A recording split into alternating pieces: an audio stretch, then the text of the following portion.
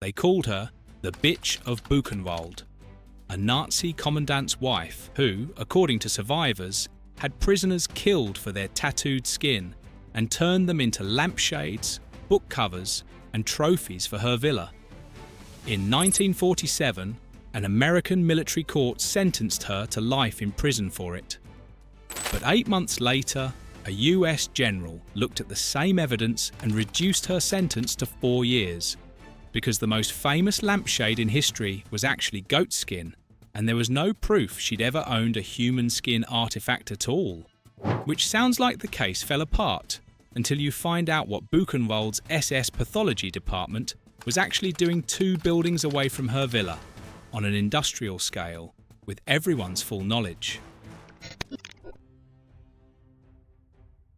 Long before the legend, there was a clerk's daughter from Dresden who held no rank and no uniform, and used neither to terrorize a camp. Margaret Köhler, born in 1906, joined the Nazi Party early and married an SS officer named Karl-Otto Koch. When Karl-Otto was promoted to commandant, she followed him, first to Sachsenhausen, then in 1937 to Buchenwald. The SS built her a villa just outside the wire. From her windows, she could see the camp. She held no rank, no uniform, no command authority.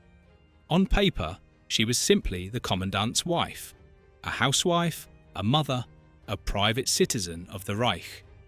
In practice, she rode through the camp on horseback. Survivors described it the same way for decades. A woman in riding clothes, a crop in her hand, lashing out at any prisoner who failed to lower his eyes. Some testimony described worse, that she chose her wardrobe specifically to provoke a glance, then punished the man who looked. The men who were beaten were prisoners who had already lost their freedom, their families, and most of their food. What she took from them was the last thing they had, the right to stand still and not be hurt. That part of the story has always been documented. It came up in every survivor account, from every nationality, in every post-war tribunal that ever heard her name. The riding crop is the foundation. Everything more famous, and everything more horrific, was built on top of it. And in 1947, an American court tried to build it. By the time the US military convened its tribunal at Dachau in April 1947, Ilse Koch already had a reputation that travelled ahead of her. Survivors of Buchenwald spoke of tattooed prisoners being singled out, examined, then sent to the dispensary and never seen again. Of human skin objects in the commandant's villa, a lampshade, a book cover, gloves, a photo album bound in tanned skin.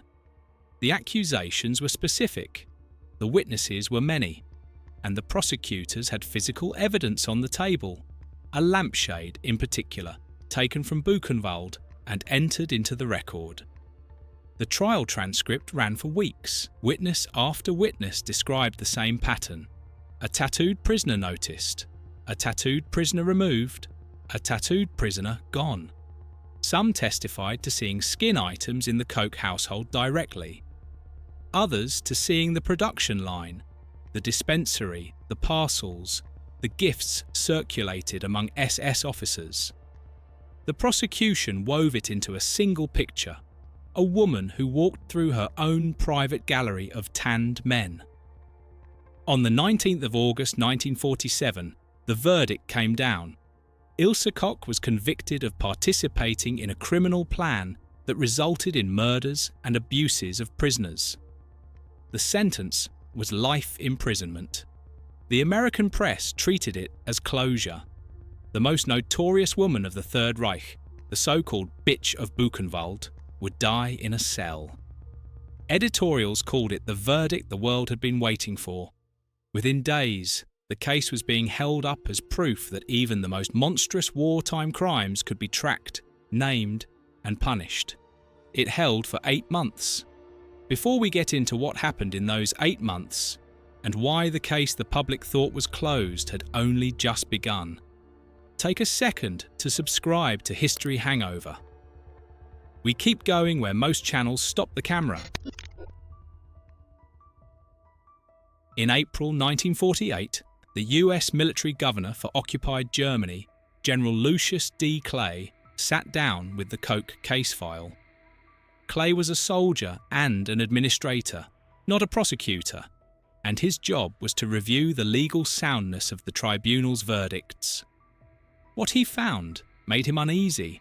The headline, "Charges," that Koch had personally selected tattooed inmates for execution, that she had owned items made of human skin, rested almost entirely on testimony. Much of it was second-hand. Some of it was contradictory. None of it was backed by a physical artifact that could be traced to her villa with certainty. The lampshade exhibited at the trial had not been chemically or microscopically examined before being entered into evidence. Clay went over the documentation and concluded there was no convincing proof Koch had selected anyone for killing because of their tattoos, and no convincing proof she had ever possessed an object made from a murdered prisoner's skin. He commuted her life sentence to 4 years. Then the lampshade was actually tested. The result, when it came back, was that the most famous lampshade in human history, the one displayed at the Dachau trial, photographed for newspapers, used as evidence to put a woman away for life, was made of goatskin. The reaction in the United States was immediate and furious. Congressional hearings were called. Newspapers ran front-page denunciations of Clay. The phrase "Bitch of Buchenwald," which had been a courtroom description, became a political weapon, wielded by people who didn't care what the evidence showed and wanted the original verdict back. For a moment, the entire case seemed to be coming apart. A monstrous sentence reduced, a signature exhibit debunked. A woman who had walked into court a symbol of female evil walked out, 4 years closer to the door, which raises the question the headlines refuse to ask. If the lampshade was goatskin and the personal selections couldn't be proven, where did the legend come from? Why did so many survivors from so many backgrounds describe the same thing? The answer is that the skin was real. The address was wrong. This is the part of the story that almost never makes it into the headlines, and it is the most important part. Independent forensic work after the war, combined with Buchenwald's own surviving documents, confirmed that human skin artifacts from the camp existed in significant numbers. They were not rumour, they were not exaggeration, they were not propaganda. They were inventoried, signed off on and shipped. They simply weren't made by Ilse Koch. Buchenwald's SS Pathology Department was run from 1940 by a doctor named Hans Müller. Working under him was Erich Wagner, who built his entire medical dissertation around the tattoos of camp prisoners. Wagner studied the inmates, photographed their tattoos, catalogued the designs, and personally selected which tattooed bodies, once dead, would be skinned and tanned. The camp chaplain Gustav Wegerer later testified that hundreds of pieces of tanned, tattooed human skin were sent from Buchenwald to the SS medical chief in Berlin, Enno Lolling. Lampshades, knife sheaths, book covers, wallets, gift items distributed among SS officers as professional courtesies. The horror at Buchenwald was not the work of a single sadistic woman in a villa. It was a department. It had a budget. It had paperwork. It had a chain of command that ran from the camp pathology lab up to Berlin and back again, with parcels moving between them in both directions. None of those signatures were Ilse Koch's. The system was guilty. She had attended its showroom and may well have admired it and possibly even displayed pieces of it. But the production was not hers. After the war, the SS pathologists were prosecuted only sporadically. The long bureaucratic chain that produced the artifacts was never punished as a unit. That is the horror that survived examination. Not a riding crop villainess in a lampshade-decorated villa, a medical department on an industrial scale, 2 buildings from her front door with everyone's full knowledge.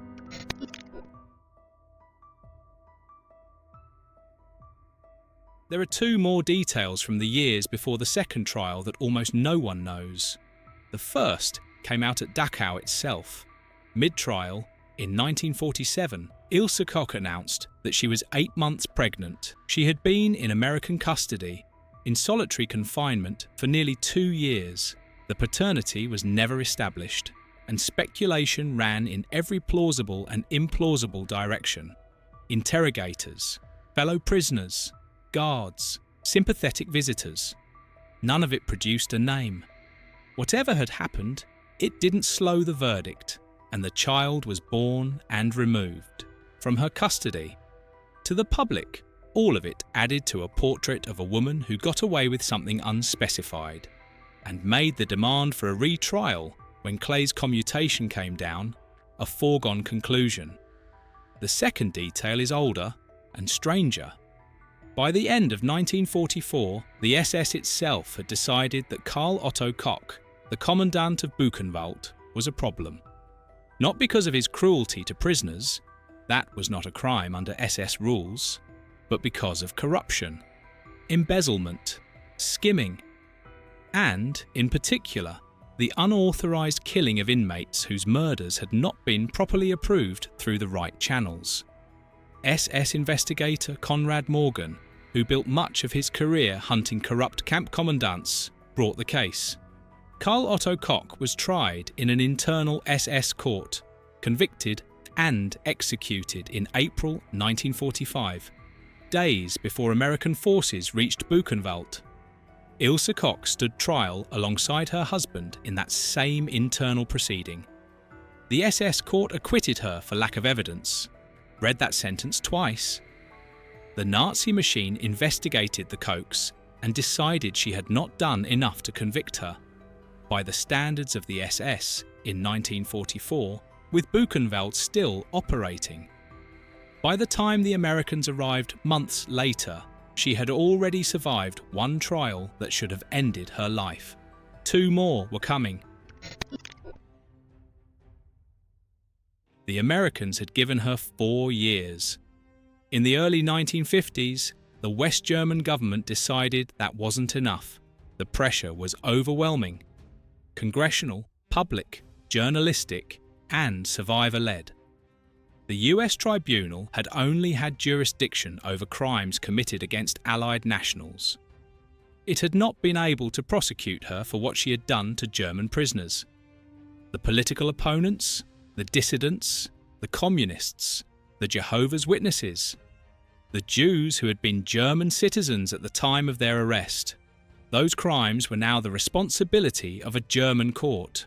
The trial opened in Augsburg in 1950. It was a different kind of proceeding from the spectacle at Dachau. There were no lampshades on display. There were no Anglo-American photographers crowding the courtroom. There were hundreds of witnesses, most of them survivors, working through events one by one. Beatings, denunciations, victims pointed out, names recorded, dates pinned down. On the 15th of January 1951, the court delivered a verdict 111 pages long. It convicted Ilse Koch of incitement to 45 murders, of complicity in 135 additional murders, of 1 attempted murder, of grievous bodily harm. The sentence was life imprisonment. This was not the legend. There was no lampshade in the verdict. There was no goatskin in the verdict. There was no tattoo collection in the verdict. There were specific German prisoners, named in surviving documents, killed because Ilse Koch had pointed at them. The crimes that survived examination were the ones the second court could prove she had personally set in motion. The number was 45. The legend had been contested. The verdict had not. she served the rest of her life at Eichach Women's Prison in Bavaria, 16 years inside. Visitors were rare. Petitions for early release went nowhere. On the night of the 1st of September 1967, she wrote a short note. The wording survives in the German prison record. She described death as a release and said there was no other way for her now.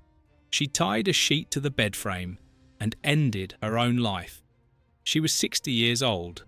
The case file closed on a sentence she had written about herself, in a prison whose name almost no one outside Bavaria had ever heard. The most photographed female defendant of the Nazi war crimes era died in a cell in a town of 15,000 people, alone, on a piece of paper folded once. The reason Ilse Koch really matters beyond the headlines, is because of what happened to the real story after the lampshade was tested. For decades, Holocaust deniers pointed at the goatskin and at General Clay's commutation as proof that camp atrocities had been exaggerated. They were wrong, and the documentary record is unambiguous. The skin was real. The pathology department was real. The parcels to Berlin were real. The 45 murders Ilse Koch incited were real. None of that was overturned. None of that was even seriously contested in court. But the legend, the riding crop sadist in the lampshade-decorated villa, was so photographable, so quotable, so tabloid-friendly, that when it took a hit, the rest of the documented horror went down with it in the public imagination. The crimes did not get smaller. The address got blurred, and the system that made the human skin artifacts at Buchenwald, bureaucratic, doctoral, signed in triplicate, was barely punished. While the woman in the headlines absorbed the entire weight of an institution she had only attended, there is a smaller, sharper point hidden inside that. Post-war coverage leaned on her gender constantly. Witch of Buchenwald, Bitch of Buchenwald, the beast in riding boots. None of those nicknames were attached to the SS doctors who actually ran the skinning operation, because the doctors didn't sell papers. A woman in a villa with a riding crop did. The flattening that followed wasn't kindness to her. She was guilty of incitement to 45 murders. The flattening was an accident of the marketplace, and it cost the dead in Berlin's parcels their place in the story. The lesson is not that Ilse Koch was less guilty than the legend said. By the standards of a German court working through 111 pages of evidence, she was very guilty. The lesson is that the legend made it easier to forget what she, and the system around her, were actually convicted of doing. The horror was never the lampshade. The horror was the department. Thanks for watching. History Hangover. If you want more deep dives into the perpetrators most documentaries skip over, the post-war fates that don't make the textbooks, and the Third Reich figures whose stories got buried under the more sensational ones, like, subscribe, and hit the bell so you don't miss the next one.